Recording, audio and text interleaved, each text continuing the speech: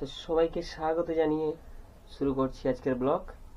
তো বন্ধুরা, তোমরা জানো আগের রাইডে আমার গাড়ির চেন কিটটা অনেকটাই খারাপ ছিল।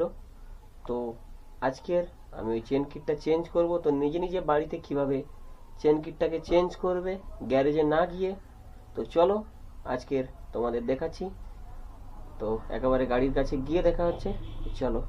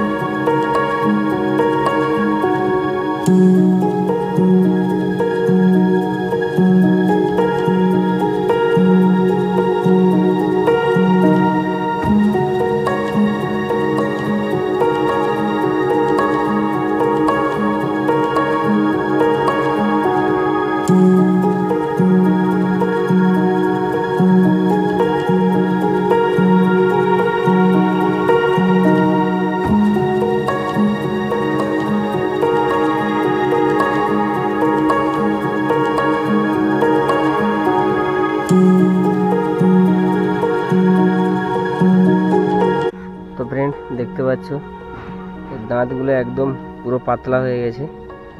তো এটাকে চেঞ্জ করব, পুরো চেন কিট টোটাল চেঞ্জ হবে। তো চলো এটা ফটাফট খুলে নিই। প্রথমে একটু ক্লিন করতে হবে। তো এটা নতুন, এটা আমার পড়েছে 1780, ধরো 1800 টাকা। এটা চেঞ্জ হবে।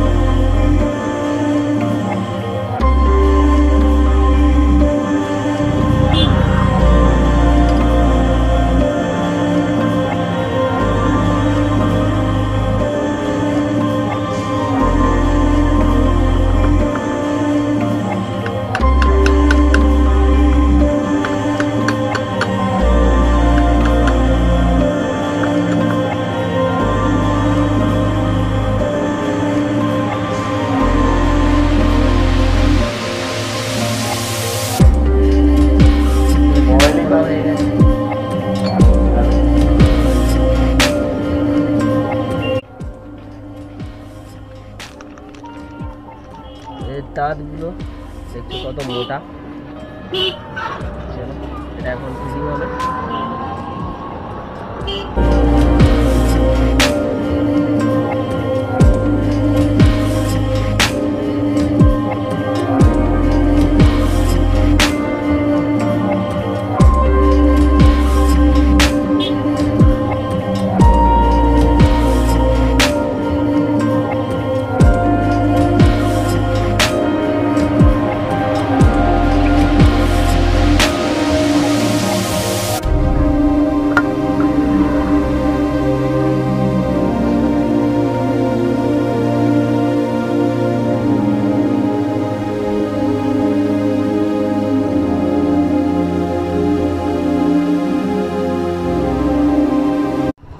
ফ্রেন্ড, কালকের কাজ করতে করতে সন্ধ্যা হয়ে গেছিলো, তাই বাকি ভিডিওটা বানাতে পারিনি।